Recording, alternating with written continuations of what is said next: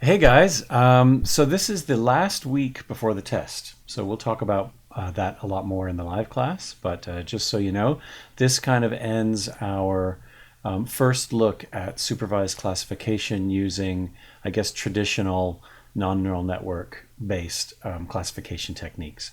So we're still talking this week about naive Bayes, but we are going to apply it to a particular subset of problems that it has been shown to do very well in, and that is the text classification.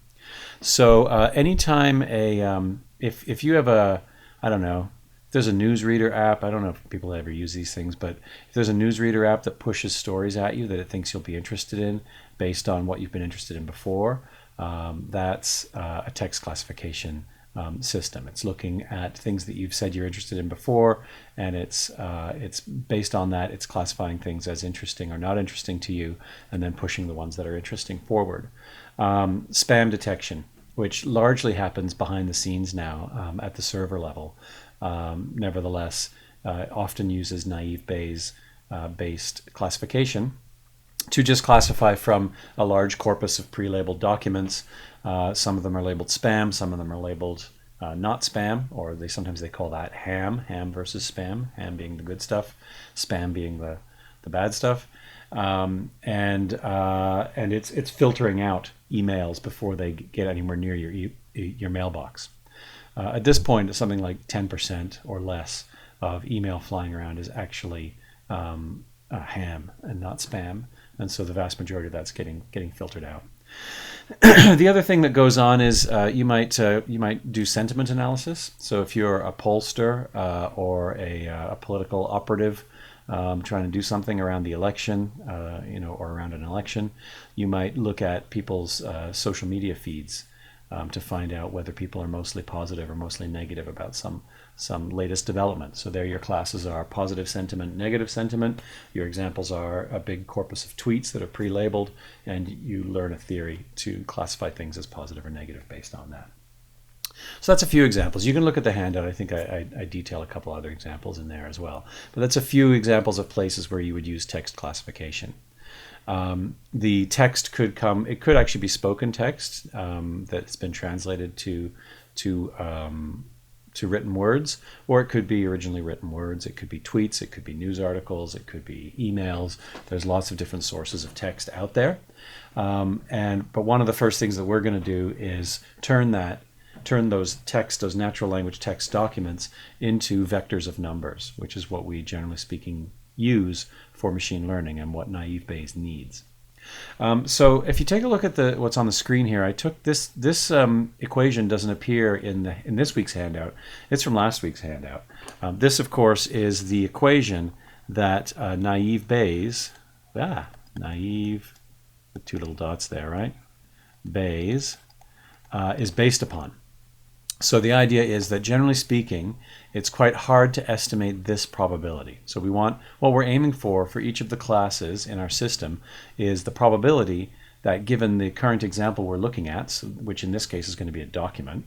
So given this current email, we want to know the probability that it's spam. So spam is the class or the label, and the list of words basically, or the document itself is the example. And just like in other applications of naive Bayes, it's quite hard to estimate that directly. So instead, we estimate the probability of the example given the class. Okay, so and what that's going to boil down to, we're going to use naive Bayes. We are going to not use the Gaussian distribution anymore. We're not going to assume a normal distribution. We're going to use a different distribution called the multinomial distribution. Okay, so we're not going to go into the mathematics of that. It's a different distribution for a random variable. So the Gaussian distribution is the one that's kind of a bell-shaped.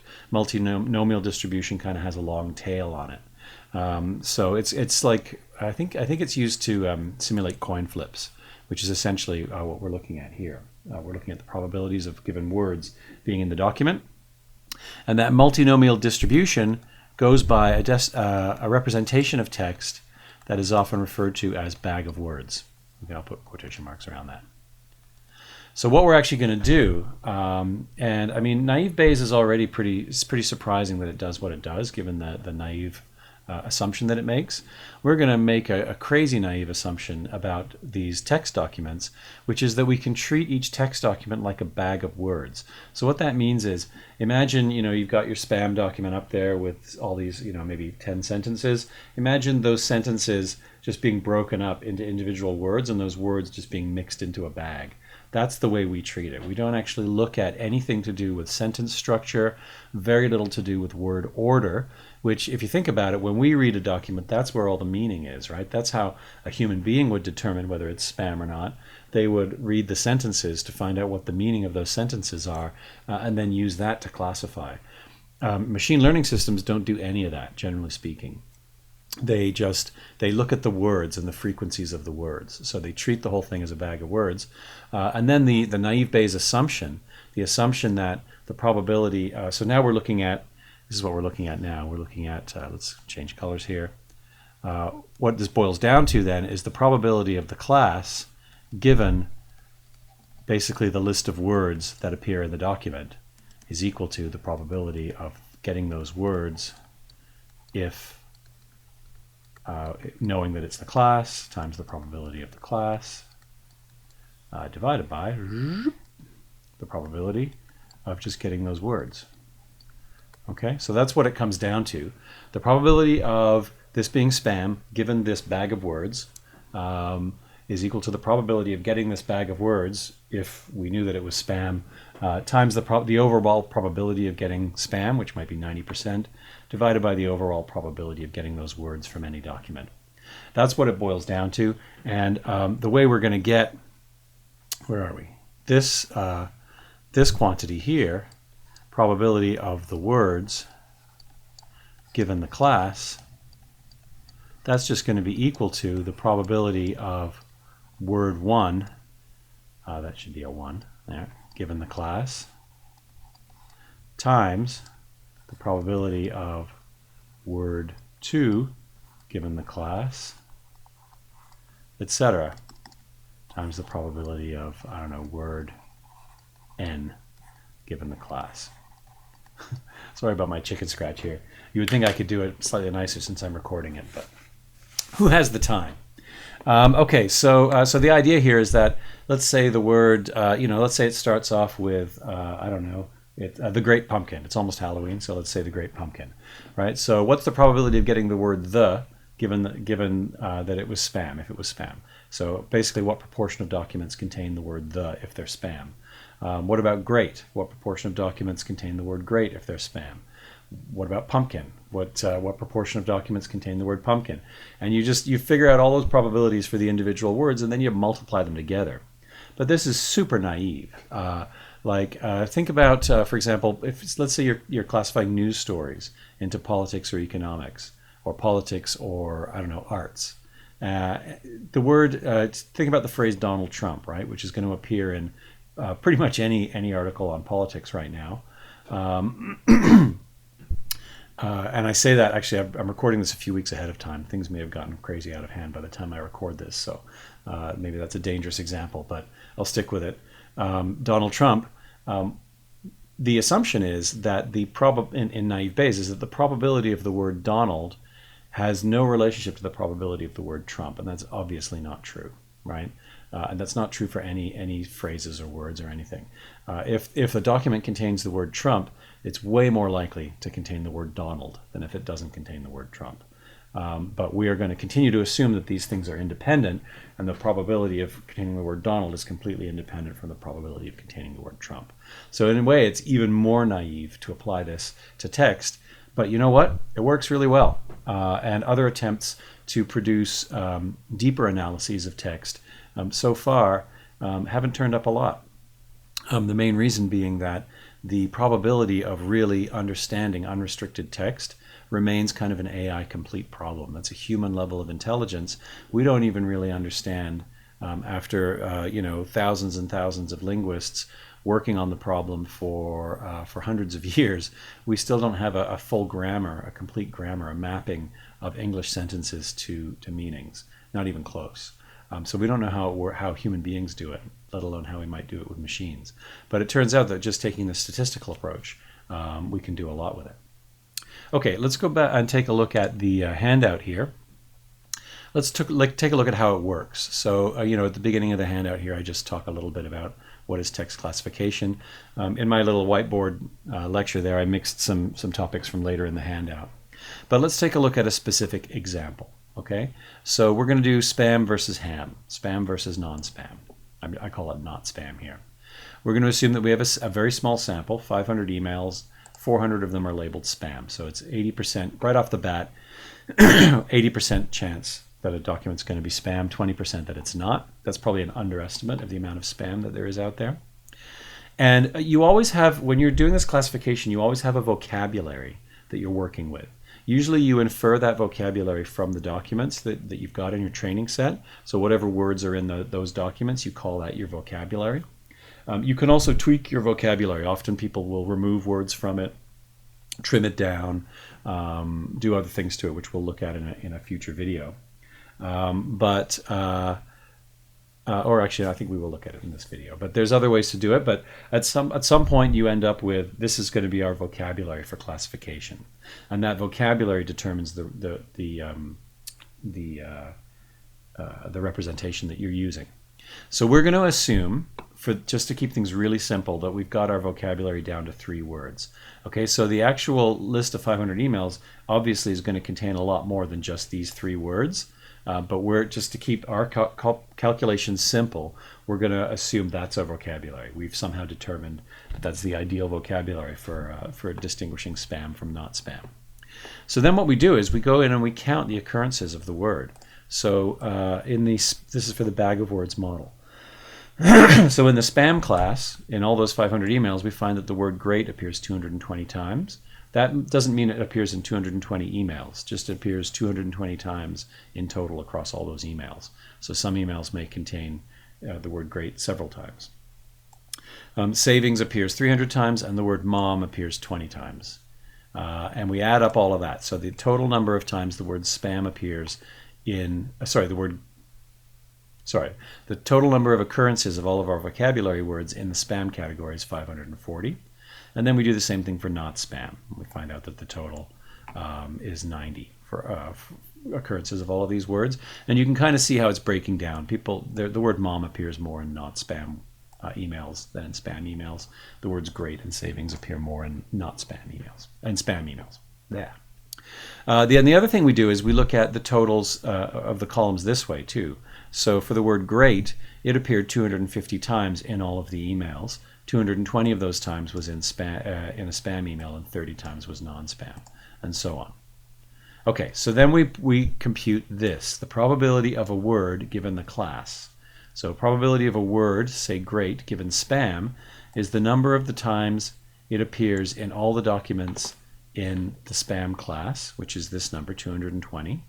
So the word great appears 220 times in all 400 spam documents, divided by the total number of words, this is vocabulary words, in all the documents in that class. So we've got 540 occurrences of our vocabulary words in all those documents, 220 of them were spam. So when we work out the probability, 220 of them were great. So when we work out the probability of great given spam, it's 220 occurrences of spam divided by 540 occurrences of all the words in the document, for approximately 0.41 probability. And we do the same for all the others. The probability of savings, given that, assuming that it's a spam email, the probability of seeing the word savings will be 0.56. The probability of seeing the word mom will be 0.04. Then we do the same for not spam. So let's take a look at mom not spam. It's awkward that these numbers are on a different page here. So the word mom appears 50 times. We have 90 total occurrences of our vocabulary words in not spam. So that's 50 over 90 equals 0.555 repeating. So that's approximately 0.56. So that's where all of these numbers come from. And then we've got our theory, and now we have a new email, and we need to decide, is this spam or not? So we've got all the numbers. Well, that's not quite all the numbers we need. We also do need, let's go back to the whiteboard. we need the probability of the class as well. But that's easy. In this case, we estimate it from our training sets. So the probability of the spam class is 0.8. The probability of the non-spam is 0.2 because there were 100 not spam emails out of 500. And then we do the probability of just getting those words in the document. I'll look at how to do that in a second. So, yeah. So the probabilities. So now we have an incoming document, and that document contains the word savings 2 times and mom once. Maybe it's an ad for, maybe it's spam. Maybe it's an ad for savings on Mother's Day items. So it's got the word mom in there 1 time. It's got the word savings in there 2 times. So this is our representation. The probability of savings appearing twice and the probability of there being mom given that it's spam. So assuming that it was spam, savings is 0.56, mom is 0.04. So we multiply it twice for the 2 occurrences of savings, 0.56 times 0.56 times 0.04, which gets us approximately this. And then we do the same for not spam. So 0.11 times 0.11 times 0.56, which gives us 0.007. Okay, then we look at, we also need this, probability of savings mom. So that's in this, let's use a different color pen here. In this equation over here, we still haven't dealt with this here, probability of getting just the words.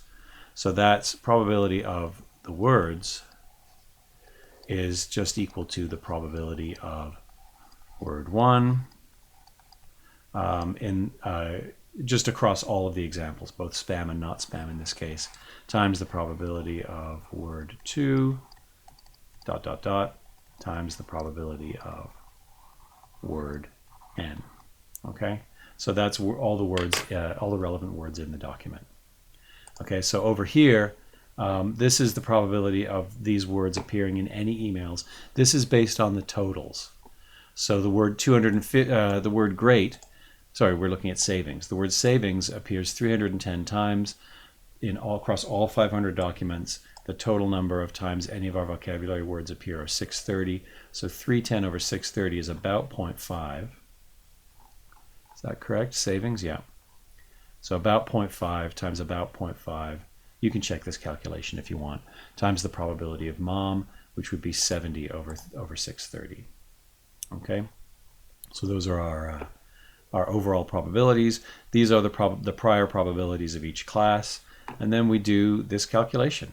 So the probability of it being spam, given 2 occurrences of savings and 1 occurrence of mom, is the probability of getting those words if it was spam times the overall probability of spam divided by the probability of getting those words. So it's 0.013, which we figured out up here, times 0.8 over 0.026 equals about 0.4. And the probability of it not being spam, of it belonging in the non-spam class, is about 0.05. So based on these calculations, it's about 8 times more likely to be spam, this email, than to be not spam. Okay, so that's a walkthrough of how it works in general. All right, so you have to add up. You basically, the training phase is counting all of these words and coming up with all these various totals. And then the calculation, and then you can actually pre-calculate all these probabilities if you want for each word given each class, each word in your vocabulary. And then the classification is based on these calculations. It's based on these calculations here. Okay, and that's called, that's assuming everything's following what's called a multinomial distribution. There are a few implementation details. So again, as with the naive Bayes, this denominator is always the same. So dividing by it doesn't get us much. So for practical purposes, when we're classifying, we usually don't bother with it. We don't bother computing it. That means we end up with numbers here that are not necessarily valid probabilities, but that's okay. We just go with them anyway. The other thing is that numeric underflow here is almost guaranteed. So numeric underflow occurs. So we've only got 3 words here. So we're only multiplying together 3 probabilities. But imagine that the document had 1,000 words, which is not that big of a document. We would be multiplying 1,000 things together, all probably very low probabilities, all probably lower than 0.1. We are going to bottom out. We're going to bottom out of our representation, and it's going to bottom out to 0. Okay, so because of that, they take the logs of these probabilities and they add up the logs. So instead of doing all this multiplying, we take the logs and it becomes addition. And we don't even have to take the inverse log once we're finished. Oh, and then dividing becomes subtracting. So we subtract the log of this quantity. So we add up the log of 0.013 times plus the log of 0.8 and subtract the log of 0.026. And that gets us a log probability, which is good enough because if the log probability of this class is higher than the log probability of that class, then the probability, the not log probability, is going to be higher as well. So we do that as well. Okay, and then there is one other issue as well that comes up a lot in this kind of classification, is that we can easily, especially with 1,000 words in the document, we can end up with probabilities of 0 for some words. So here's an example again using Trump. Maybe the word Trump never appears in spam emails, but it does appear in non-spam emails. That means that the probability of Trump, assuming it's a spam email, is 0. So any document with the words Trump in it, because we're multiplying these probabilities together, will end up with a probability of 0. And that's not going to be very useful just from the point of view of classification. So what we do is there's a little fix for that. I'll use the black pen over here, where let's say the probability of Trump given spam is 0 over 10,000. Maybe there's 10,000 words in the spam documents and 0 of them are Trump. What we do is we just add a little number to the top and the bottom, some little constant factor, and then this becomes, instead of being 0, it becomes a number that's very close to 0, 1 over 10,001. So it won't zero out our probabilities. It'll allow us to still get an estimate. Again, it's a fudge factor, but you know what? It still works. So this is just a little fudge that happens. Oops, can I do this? Yeah, there we go. Huh. Didn't want that. That's a little fudge factor that is used, again, to avoid 0 probabilities. So there's a couple of things that they do to avoid that situation. Again, this is a bag of words model. It's a really unrealistic representation of text.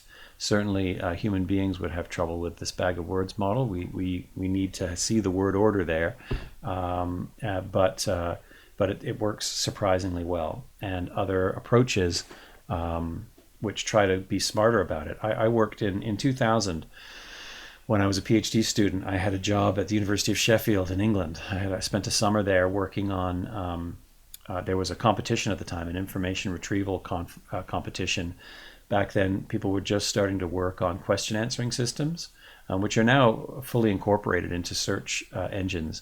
If you search for a question or something in Google, sometimes it'll just pop out an answer for you, kind of like IBM's Watson just gives answers to questions based on huge corpora of text. And sometimes it'll send you to a page and then Google will actually highlight the part where it thinks the answer is. That's what we were trying to do. So we had this big, huge list of questions, and we had a huge corpus of text that everybody was supposed to use, and everybody who was entering the competition had to find the answer. So if the question was, when was what date did the War of 1812 start or something like that, you had to return just the exact date. You couldn't return a sentence or a page that had it in it. You had to find the answer. So the group that I was working for were trying to do a very smart kind of natural language processing approach. So they were trying to parse the question sentence, figure out the meaning of the sentence, and then map that to the meanings of the sentences in the documents, and try and find the correct entity to answer. And it was not working very well. I mean, their parsers were doing about as well as you can, which is about 70 or 80% accuracy, but it just wasn't good enough to find the right answer. Whereas other people who were using statistical techniques were just killing it, were nailing it. So, and when I say nailing it, I mean like they were getting them about 80% correct or something like that, whereas we were down in the 40s and 50s and 60s. As far as I know, that's still where we're at 20 years later. Statistical techniques are just easier to use and are doing a lot better than techniques that try to actually understand the sentence. And the basic problem is we just understand statistics a lot better than we understand how human language works. And until we get a better understanding and a better model of how human language works, which is proving to be a really tough nut to crack, we're not going to be able to beat those statistical techniques. All right, there are other versions of naive Bayes that you can use, and these are built into sklearn. You can try them.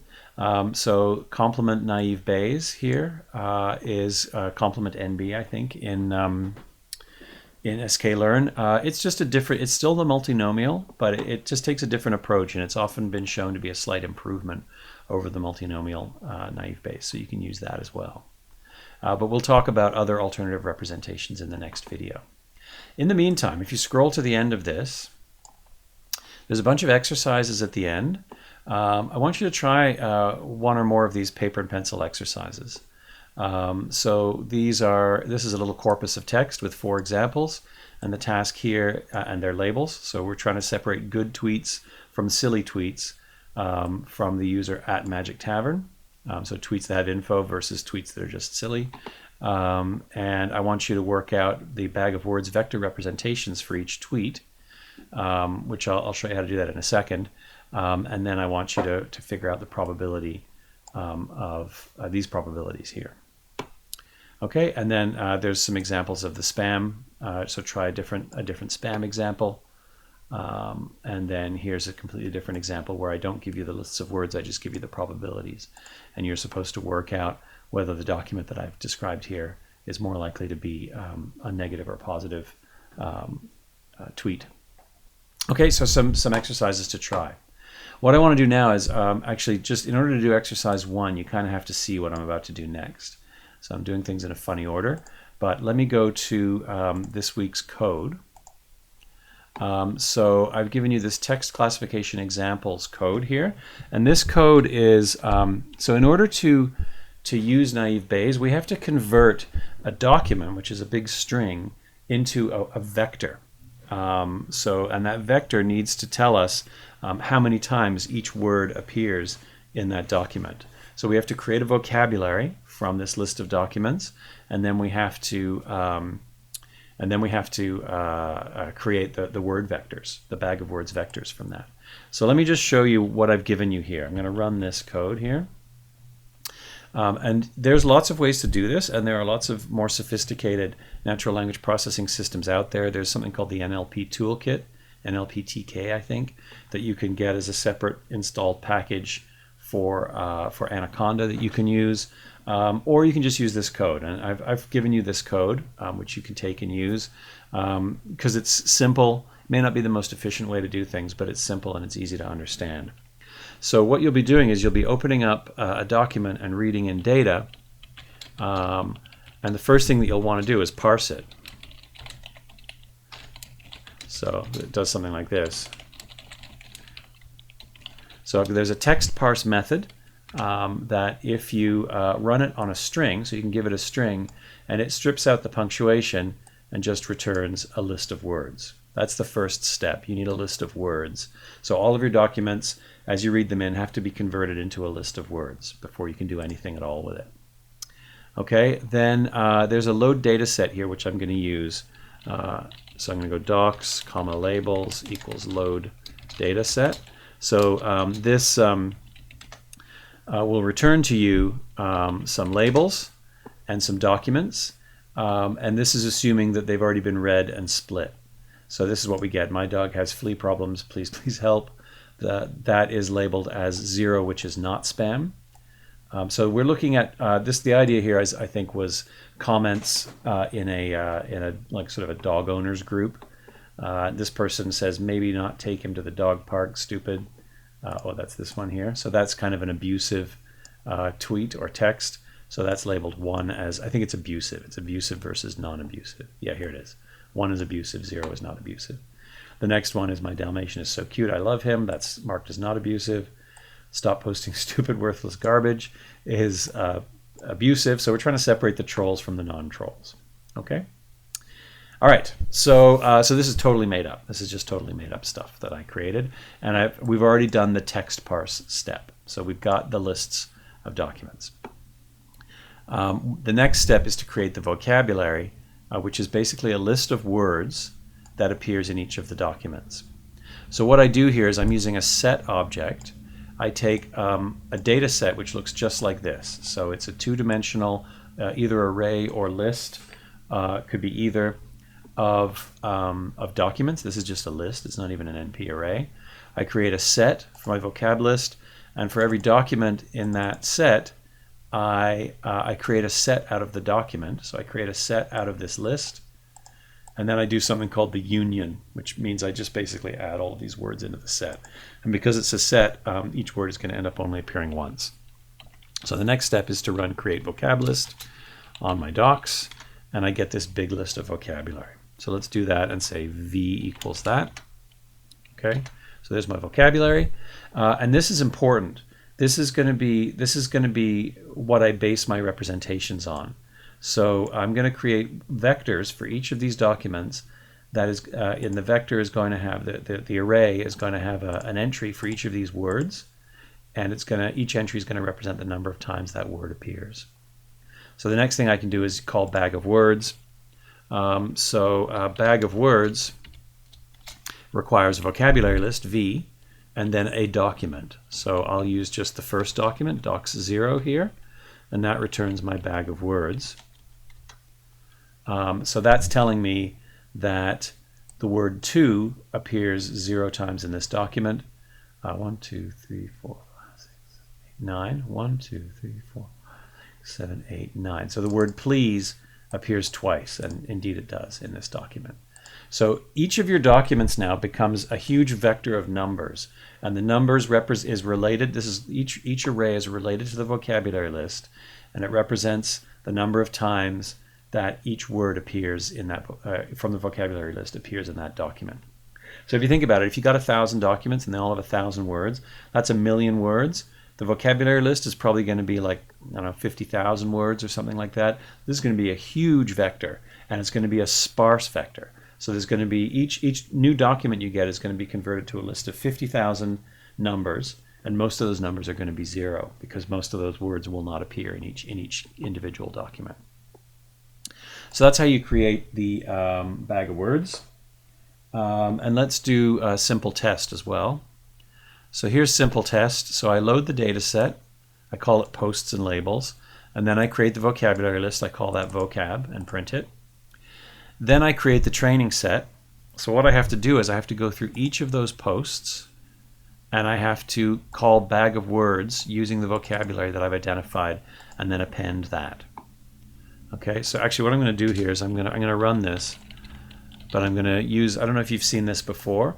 If I declare train to be a global variable, then after I've run simple test, I will be able to look at train.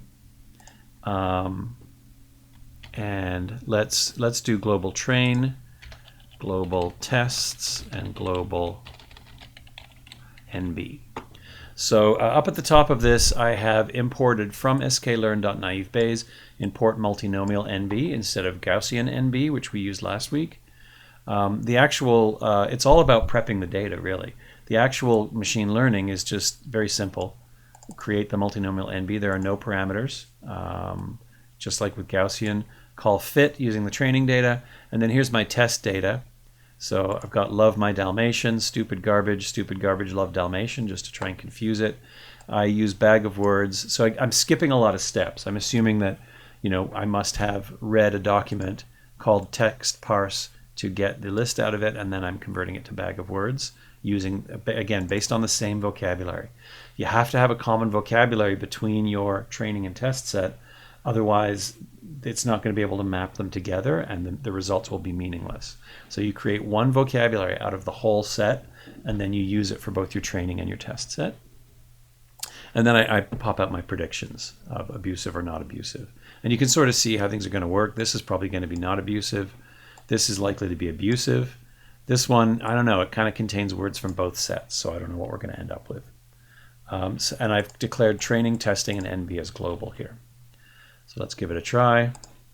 Simple test. So here's my vocabulary. It's a very long vocabulary, even for such a small set of data. And my tests are, so notice I'm not even bothering to use NP arrays here. I could do that. I could create the whole thing to an NP array, but all of these sklearn routines can handle just a regular list as well. As long as it's got the right shape, it will just convert it. It will notice it's a list and convert it to an NB array, NP array. So I'm kind of being lazy here. So yeah, this test 0 was love my Dalmatian, so it has 3 words each appear once: love, my, and Dalmatian. I don't know. This is the vocabulary. Oh, I haven't looked at the vocabulary, but probably, oh yeah, it looks like this. So the third word, oh my. The fourth word is my, so that appeared once, and then love, and then Dalmatian each appeared once. Okay, and the predictions were, yeah, not abusive, abusive, abusive. We can also do, we've done nb.fit_train, and you can see this is how we predict. We go nb.predict, and we give it the tests. Tests. We get that. We could also do a predict on the training data as well, and see what it predicted for that. But we also have predict_proba tests, which gives us this. So this just tells us how confident it was. So it came up with, so this column is for the 0 class, not abusive, and this column is for abusive. So the first one, it thought that there was about a 92% chance that it was not abusive. The second one, it thought there was about a 91% chance that it was abusive, and a 9% chance that it wasn't. And then this one, it was a bit less confident, because, and that was intentional because I put stupid garbage love Dalmatian here. Yeah, so it appeared, so yeah, so it came up with a 75% probably abusive, 24% not. I wonder if we could mess with that. Let's put in the word love a couple more times. So this person said, I love, love, love my Dalmatian. She is not stupid garbage, or something like that. Let's run it again, see what that does. Simple test.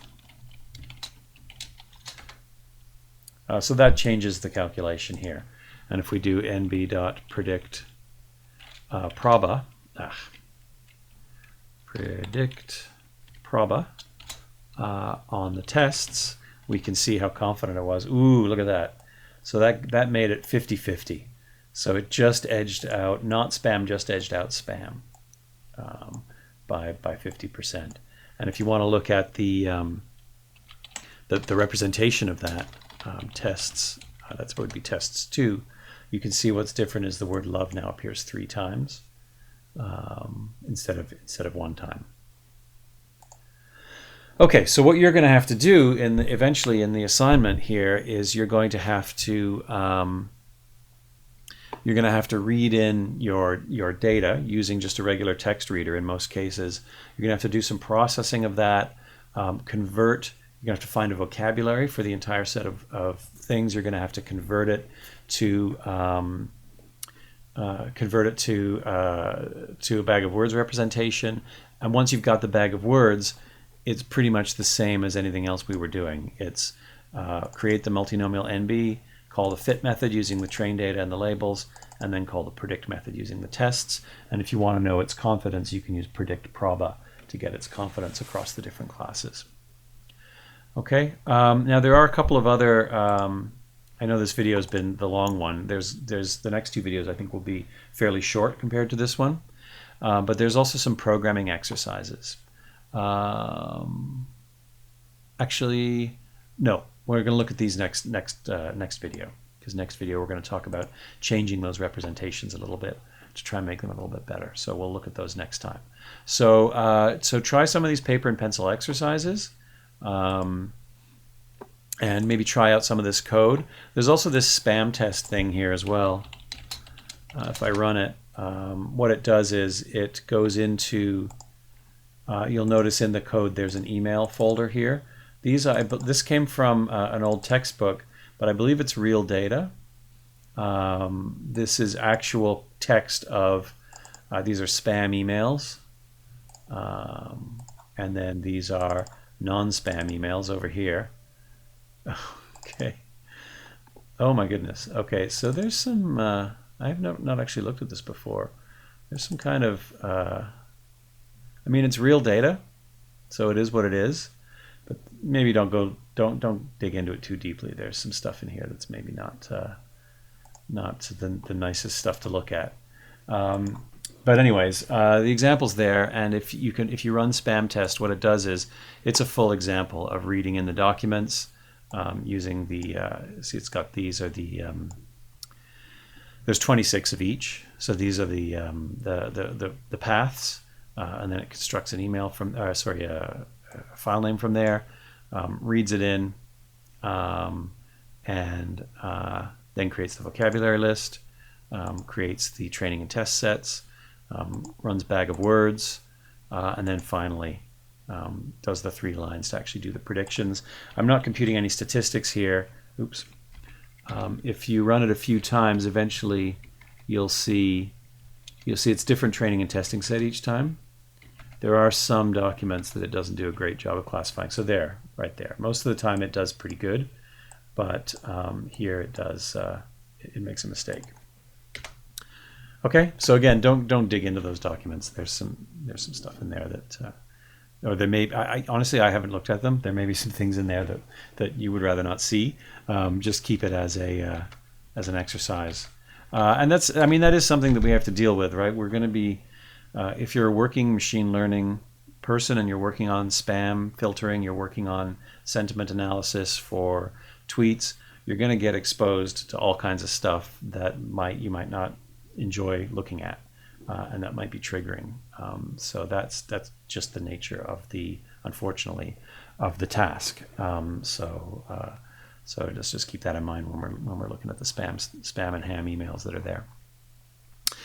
Okay, right. So that's it for this video. I will see you in the next, and this is the biggest chunk really of just understanding the text representations and how we go from a written text to a list of numbers that we can then use in naive Bayes. So the next videos will be a little shorter, and next class I'll leave you with a couple more exercises.